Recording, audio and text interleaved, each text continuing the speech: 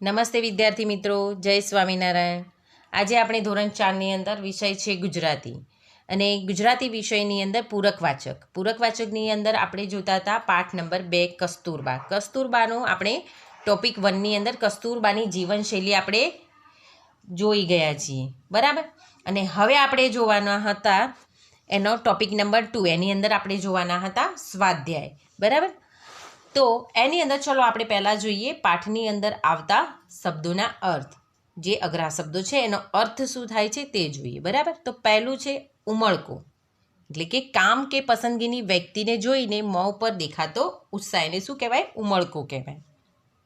ત્યારબાદ છે સુશીલ, એટલે કે સારા ચારિત્ર્યવાળો. એના પછી છે દેહ, એટલે કે કાયા અને શરીરને શું કહેવાય છે? બીજા અક્ષરમાં દેહ પણ કહેવાય છે.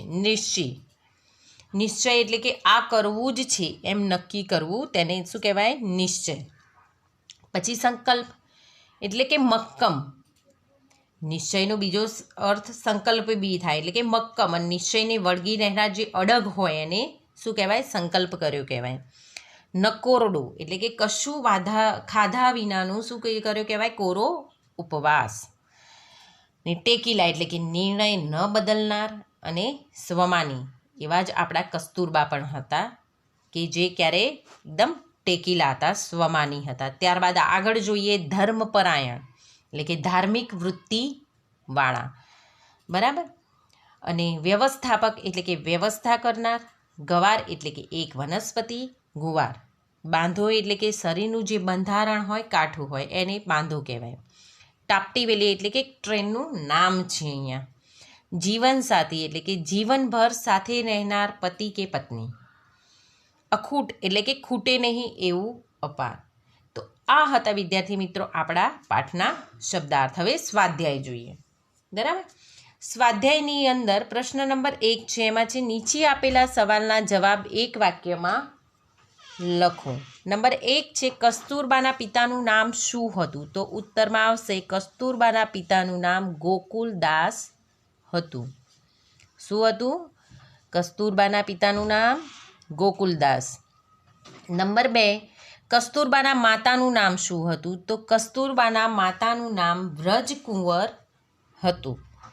નંબર 3 ટાપટીવેલી ગાડી ક્યાંથી આવતી હતી? તો ટાપટીવેલી ગાડી સુરતથી આવતી હતી. નંબર 4 કસ્તુરબાનો જન્મ ક્યાં અને ક્યારે થયો હતો? તો કસ્તુરબાનો જન્મ પોરબંદરમાં અને 1869ના એપ્રિલ માસમાં થયો હતો. ક્યાં થયો હતો? પોરબંદરમાં. અને 1869માં એપ્રિલ માસમાં થયો હતો.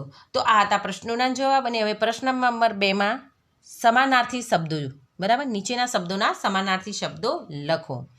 નંબર 1 છે દેહ, એટલે કે કાયા શરીર. મક્કમ એટલે કે અડગ. નંબર 3 જીવનસાથી એટલે સહધર્મચારિણી.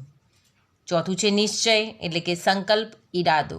નંબર 5 છે બાંધો એટલે કે કાઠું, બરાબર. નંબર 3 પ્રશ્ન નંબર 3 છે નીચેના શબ્દોના વિરુદ્ધાર્થી શબ્દો લખો. વિરોધી શબ્દો, બરાબર. વિરોધી શબ્દો તો વિદ્યાર્થી મિત્રો પેલા હતા સમાનાર્થી એટલે કે સમાન અર્થવાળા. ને વિરોધી એટલે કે એક જે શબ્દ આપેલો છે એનો વિરોધ. એમાં પહેલું છે દિવસ છે, તેનો વિરોધી શબ્દ શું થાય? એનો ઊંધું, રાત. આપણે શું કહીએ? વિરોધી એટલે કે ઊંધું, રાત, બરાબર. દિવસ તો રાત. નંબર 2 ઓછું તો વધારે. 3 દૂર તો નજીક. 4 સવાર તો સાંજ. 5 નંબર પૈસાદાર તો ગરીબ. નંબર 6 સમજું તો અણસમજું. પવિત્ર તો અપવિત્ર, બરાબર. તો આ હતા વિરોધી શબ્દો. ત્યારબાદ જોઈએ નીચેના પ્રશ્નોના ઉત્તર 2-3 વાક્યમાં આપો. પેલા હતા 1-1 વાક્યમાં, 1-2 વાક્યમાં.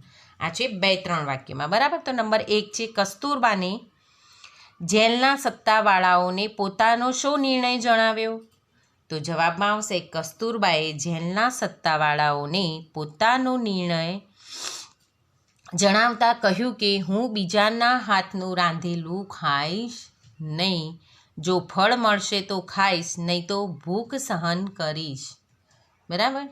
નંબર 2 આફ્રિકામાં સત્યાગ્રહની લડત વખતે કસ્તુરબા જેલ સત્તાવાળાઓને તાબે થયા હોત તો?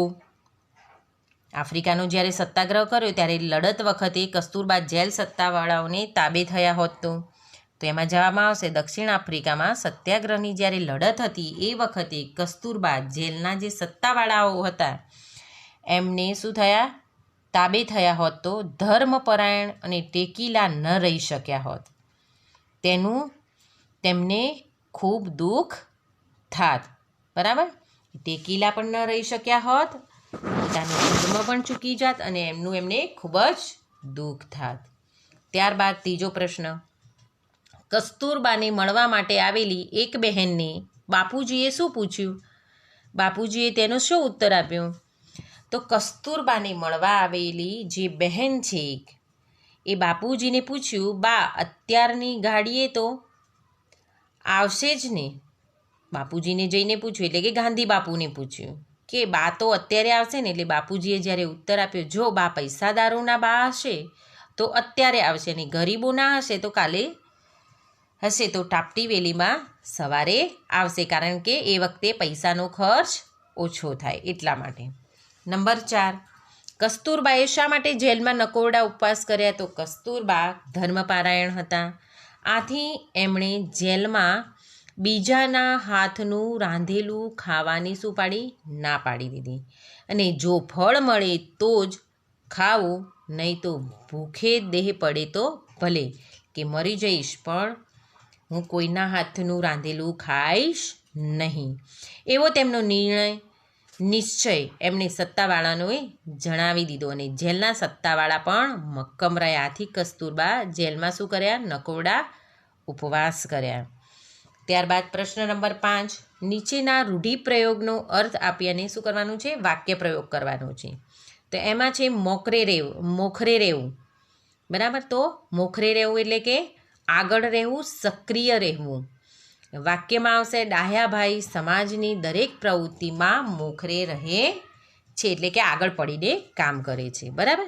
નંબર 2, દેહ પડવું એટલે કે મૃત્યુ થવું, અવસાન થવું. જેમાં વાક્ય આવશે 4મી ઓક્ટોબરે મારા દાદીમાનો દેહ પડ્યો. 4મી ઓક્ટોબરે મારી દાદીમાનો દેહ પડ્યો એટલે કે મૃત્યુ થયું, અવસાન થયું. નંબર 3, ઢીલા પડવું એટલે કે નરમ થવું. વાક્યમાં આવશે કારીગરો ઉપવાસ પર ઉતરતા માલિક ઢીલા પડ્યા. નંબર 4, આનાકાની કરવી એટલે કે હા ના કરવી. વાક્યમાં આવશે મહેશ તેના મામાના લગ્નમાં જવાની આનાકાની કરવા લાગ્યો. બરાબર? ત્યારબાદ અહીંયા સુધી તમને દરેક પ્રશ્નની અને આ પાઠ વિશે સંપૂર્ણ માહિતી મળી હશે. નમસ્તે, જય સ્વામિનારાયણ.